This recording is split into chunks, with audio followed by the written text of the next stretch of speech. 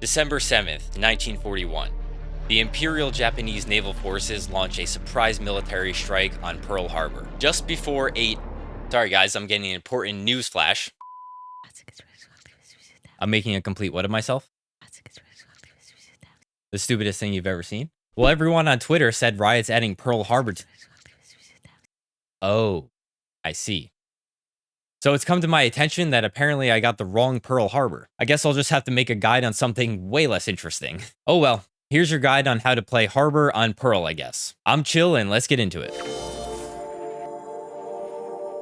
Let's start by going over some basic attack and defense strategies to get an idea of how Harbor could be played on Pearl. Like Viper, he's a controller that utilizes a long wall to cut off large areas of the map. The difference is Harbor's wall recharges and is not locked into one position once it's placed. His wall lasts just under 15 seconds with a 40-second cooldown. On attack, this cooldown timer in most situations allows you one wall to enter a site and then use it again for defending during post-plant. On defense, he can use it early in the round and for retaking a site. Cove, Cascade, and Reckoning have several uses that we'll get into soon, and if you stick around to the end of the video, I'll give you some helpful tips for using these abilities that you may not have known about. But first, let's talk about attack strategy. Harbor excels on attack first and foremost. His utility lends itself to taking a site by bursting through his abilities and then relying on teammates to use their abilities to defend the site until his wall recharges. He can certainly use his wall to enter site and save his other abilities for defending site, which I'll demonstrate soon, but I believe the burst method will be used more often to secure a safe plant. Like Viper, his utility suits maps like Breeze, Icebox, and Pearl,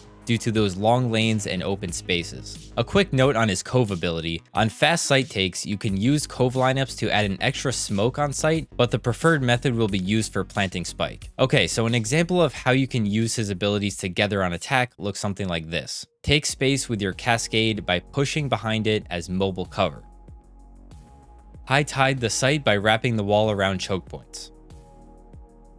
Enter the site and throw down a Cove orb for your spike planter. Use your high tide and cooldown for the post plant. His ult can also be used as a way to enter a site or for post plant.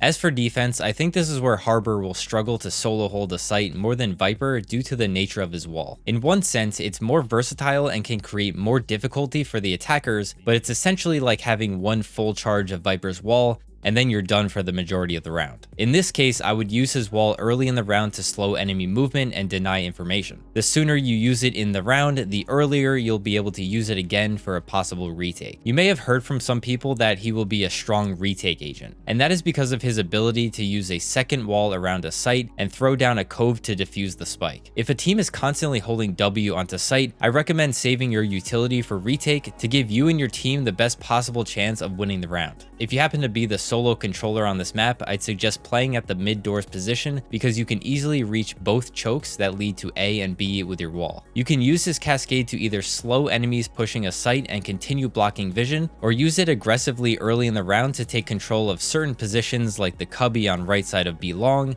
mid top, and A main to contest the ult orb. As for his Cove, I would almost always try to save this for defusing the spike, unless you find yourself in a situation where you need to get out of a position safely or delay the attackers a bit longer while your team rotates. His ult can be used the same way as attack, primarily on retakes. In rare situations, I could see it being used as another delay tool for attackers about to hit a site when the round is close to ending. They'll be forced to plant and then the planter would get stuck in the concuss. Okay, now that we understand the basics, let's dive into the setups you can use on attack starting with A. Let's start with a fun one that uses a Cove lineup. Head to the right corner of the starting barrier. Position the right end of this health line just above the brown piece sticking out behind the wall. As your team moves up A main, jump throw and then use your wall to block a link and flowers as your team nears the site choke point. Your Cove should be landing just before your team gets to site. You can use your Cascade to get you or your teammate out of sight and back to A main for post plant. If you're playing in A main on post plant, your next wall can come out further into sight to make those gunfights closer range and block off most of the site. Make sure to curve it around site so it cuts off the coffee stand and A link. This will also force defenders through your wall, which will slow them.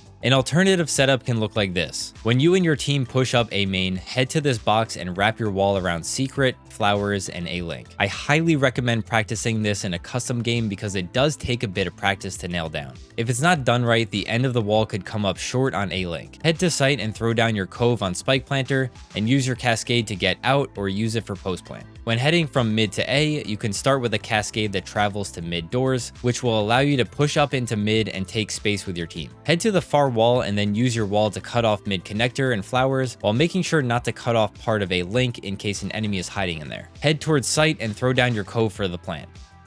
Hit that second wall again for the post plant.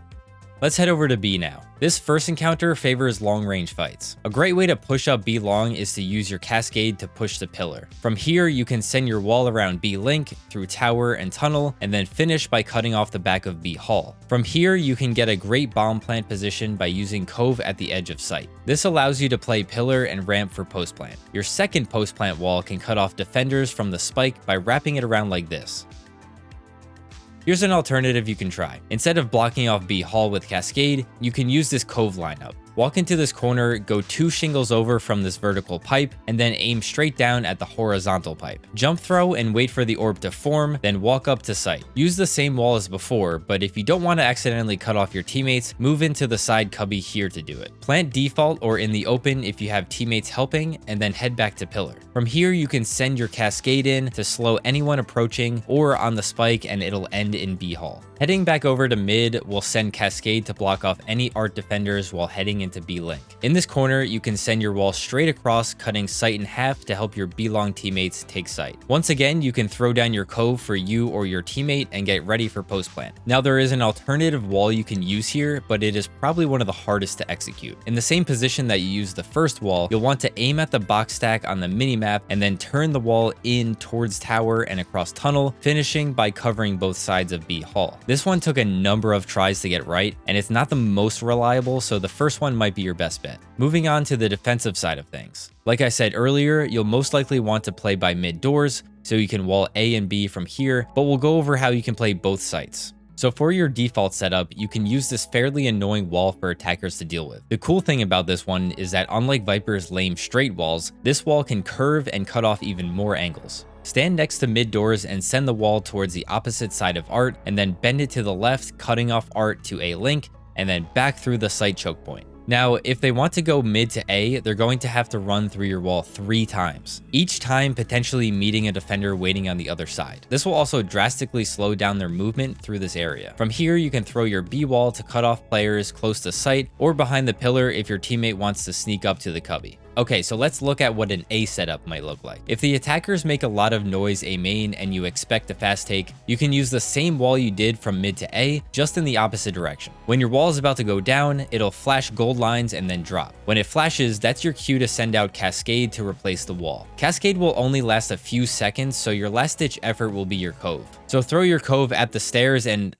so yeah, the thing about stairs in Valorant is that they're dumb and sometimes deflect your cove back towards site. The best way I've found to combat this is to just bank cove off a wall first, but the real solution is to give stairs ramp physics so this doesn't happen again. Now that you've exhausted your abilities, hopefully your teammates have arrived for backup. If you use all 3 abilities consecutively to stop an enemy push, it can last up to 40 seconds if they don't break cove. Keep in mind you also have the option to play retake instead of spamming all of your abilities. Here are some examples of retaking A. If you're retaking from A link, you can quickly send in your wall to block vision from entrance to site. Use your cascade to get into site and block secret. Put a cove down for the spike defuse. If you're coming from flowers and no teammates are A link, send your wall around link and site entrance. Cove for the spike, and then you can re-smoke site entrance with cascade. If you have reckoning, this is a perfect time to use it before retaking. For B, we can use that wall that cuts off B long. If attackers are getting close to site, you can slow them down with a cascade. I would personally send it out without stopping to slow as many attackers as I can. Next, you can throw your cove down on the default plant spot, which will have to be shot by the attackers or force them to walk through. If you choose to sit in your cove, make sure to get out before the barrier is broken.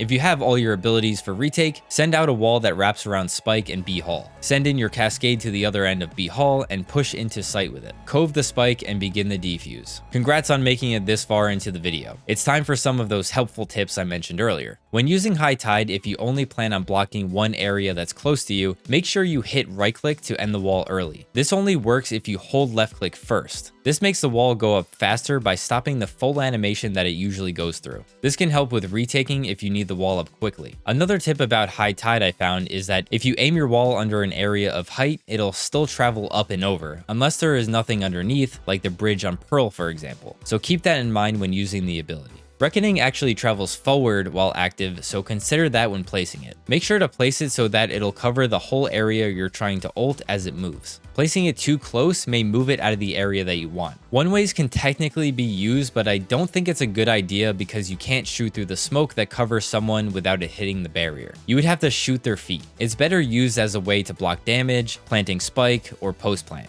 Cove can also be used to get through choke points and into areas more safely than a normal smoke. Icebox rafters to sight on defense, for example, or crossing dangerous 50-50s. Think of it as a smoke that's also a lower health sage wall. Alright, so that's going to be it for this one. You may not have learned anything about Pearl Harbor, but at least you learned something about Harbor on Pearl. So that's got to count for something, right? Don't forget to drop a like if you want to support the channel, subscribe for more guides like this one, and if you're craving more Pearl guides, check out this one here. Thank you guys for watching, and I'll see you in the next one. Peace.